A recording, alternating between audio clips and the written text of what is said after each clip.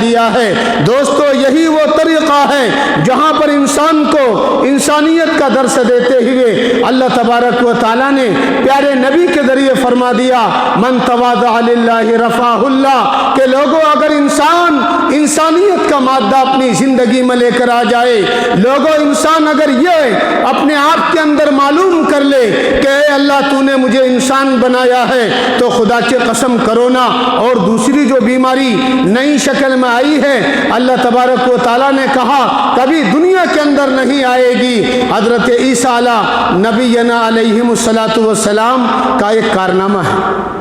آپ لوگ جانتے ہیں عیسیٰ کیا کرتے تھے اپنی زندگی میں؟ اگر کسی مردار پر ہاتھ رکھ دے،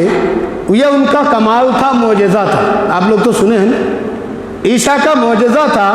اگر کسی مردار پر ہاتھ رکھ دے تو وہ مردار بھی بولنے لگتا تھا۔ ایک مرتبہ عیسیٰ کا گزر ہوا اور کئی قبروں کو دیکھا۔ حضرت عیسیٰ علیہ نبینا علیہ السلام نے فرمایا کہ تھوڑی مجھے ان سے بات کرنی چاہیے، بھائی آپ لوگ کیا غلطی کر کے آئے، کیا گناہ کر کے آئے؟ خدا کی قسم آج کی بیماری اور حضرت عیسیٰ کی کہانی فٹ ہے، ایک دم ایک ہے۔ ہماری زندگی کے اعمال اور قبر میں پڑے ہوئے لوگوں کی باتیں آج اگر ملائیں گے، میں تو کتاب مطالعہ کر رہا تھا، ابھی میں مطالعہ کرتے ہوئے میرا ذہن ہماری زندگی کے لائن پر گزر رہا تھا۔ خدا کی قسم میں جب حضرت عیسیٰ کی کہانی کو یاد کر رہا تھا تو مجھے آج کی زندگی کا سارا نظریہ میرے سامنے آ گیا کہ ہائے اللہ، وہ قبر میں پڑے ہوئے لوگوں نے جو گناہ کیا تھا آج ہمارے لوگ وہ سارے گناہ کر رہے ہیں۔ حضرت عیسیٰ نے کہا کہ بھائی آپ کو کیا ہو گیا؟ آپ لوگ یہاں پریشانی میں ہیں یا اچھائی کے عالم میں ہیں؟ تو ان لوگوں نے کہا کہ اے اللہ کے نبی ہم لوگ حاویہ میں ہیں۔ حاویہ قرآن کا لفظ ہے، یہ ایک مقام ہے، ایک جگہ ہے جو بہت نیچے ہے اور جہنمیوں کے واسطے اس کو طے کیا گیا ہے۔ تو دوستو ان لوگوں نے کہا کہ اللہ کے نبی ہم لوگ حاویہ میں ہیں۔ میرے نبی نے پوچھا، یعنی حضرت عیسیٰ بھی اپنے زمانے کے نبی ہے، حضرت عیسیٰ نے پوچھا کہ بھائی یہ حاویہ کیا چیز ہے؟ تو ان لوگوں نے کہا کہ یہ حاویہ سجین ہے، سجین بھی قرآن میں ہے۔ پھر حضرت عیسیٰ نے پوچھا کہ بھائی یہ سجین کیا ہے؟ تو ان لوگوں نے کہا کہ سجین ایک ایسی آگ کا نام ہے، اگر یہ آگ ساتوں زمین و آسمان میں پھیلا دیا جائے تو اس سے بھی بڑی جگہ ہے، اور اس جگہ کے اندر ہمیں دفنا دیا گیا، ہماری روحوں کو تڑپایا جاتا ہے، ہمیں پریشانیاں ہوتی ہیں۔ تو ان لوگوں سے حضرت عیسیٰ علیہ نبینا علیہ السلام نے پوچھا کہ آپ کی زندگی کا وہ کون سا معاملہ تھا جو آپ کو حاویہ سے لے کے سجین تک پہنچا دیا؟ تو حضرت عیسیٰ کے ماننے والوں نے کہا کہ ہم لوگ دو کام کیا کرتے تھے، ہماری زندگی میں دو ہی کام تھے، اور وہ دو کام کی وجہ سے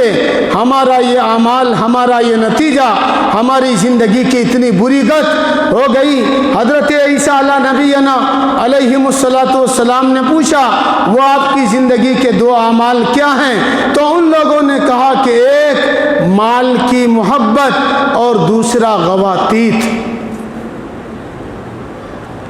حضرت عیسیٰ جانکاری کے لیے بتا رہے ہیں، حضرت عیسیٰ آپ کو آگاہ کرنا چاہتے ہیں۔ حضرت عیسیٰ علیہ نبینا علیہ السلام یقیناً ساری باتوں کو سمجھتے ہیں، لیکن دنیا کے اندر ہماری بھلائی کا سامان مہیا کرانے کے لیے دوستو اللہ تبارک و تعالیٰ کھل کر ان ساری چیزوں کو رکھا کرتے ہیں۔ اس لیے عیسیٰ نے پھر کہا مال کی محبت سے کیا مراد اور غواطیس سے کیا مراد ہے؟ تو ان کے ماننے والوں نے کہا کہ مال کی محبت سے یہ مراد ہے کہ جس طرح ایک ماں اپنی اولاد کی محبت میں لگی رہتی ہے، اولاد کو اگر پریشانی آ جائے تو ماں کو نیند نہیں آتی، اولاد اگر رات میں بسترے میں پیشاب کر دے ماں اٹھ کر بچے کا بسترا بدلتی ہے، اگر ایک بیٹا پریشانی کے عالم میں بسترے میں ماں کو نظر آتی ہے وہ ماں بیچاری اپنی نیند کو قربان کر دیتی ہے، اپنی نیند کو قربان کر کے اپنی اولاد کے لیے قربان ہو جانا چاہتی چاہتی ہے۔ زندگی کے ہر ارمان کے اندر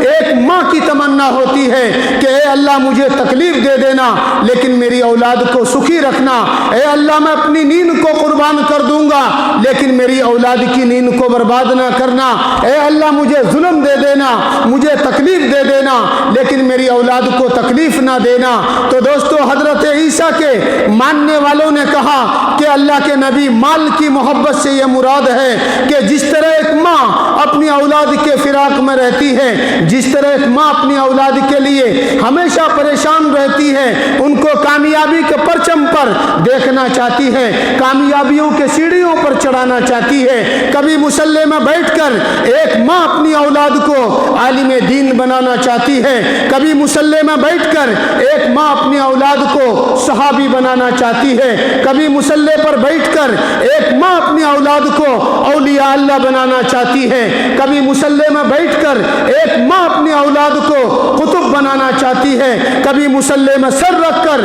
ایک ماں اپنی اولاد کو ابدال بنانا چاہتی ہے، کبھی وہی ماں سجدے میں سر رکھ کر ایک اولاد کو گوشے پاک کا خطاب دے کر محبوب سبحانی جیسا پیران پیر بنانا چاہتی ہے، ایک ماں اپنی سر کو نیچے رکھ کر ہندوستان کے سب سے بڑے ولیوں میں خواجہ معین الدین بنانا چاہتی ہے۔ خدا کی قسم میں آگے چل کے کہوں، ایک وہ ماں ہوتی ہے جو دہلی کی سرزمین پر سجدے میں سر رکھ کر اپنی اولاد کو قطب الدین بنانا چاہتی ہے، اسی دہلی کی سرزمین پر ایک ماں سجدے میں اپنے سر کو رکھ کر باقی باللہ جیسے ولی بنانا چاہتی ہے۔ انہوں نے کہا ایک ماں کی تمنا ہے کہ میری اولاد کامیاب ہو جائے، تو کہا یہ مراد کیا ہے یہاں پر؟